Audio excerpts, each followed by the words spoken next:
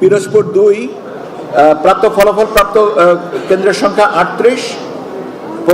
প্রতিদ্বন্দ্বী প্রার্থী জনাব আহমদ সোহেল মঞ্জুর বাংলাদেশ জাতীয়তাবাদী দল ধানের প্রতীকে পেয়েছেন 18,453 ভোট। জনাব ফয়সাল খান আমার বাংলাদেশ পার্টি ইগল প্রতীকে পেয়েছেন 98 ভোট।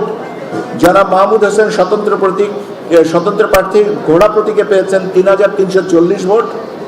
জনাব মোহাম্মদ আনিসুর রহমান গণ অধিকার পরিষদ ট্রাক প্রতীকে পেয়েছেন 35 ভোট। জনাব মোহাম্মদ আবুল কালাম আজাদ ইসলামী আন্দোলন বাংলাদেশ হাত পাখা প্রতীকে পেয়েছেন 1,496 ভোট। জনাব মোহাম্মদ মাহিবুল হোসেন জাতীয় পার্টি বাইসাইকেল প্রতীকে পেয়েছেন উনি 940 ভোট।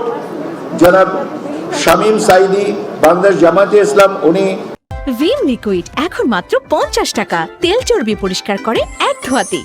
দাড়িপাল্লা প্রতীকে পেয়েছেন 21,415 ভোট।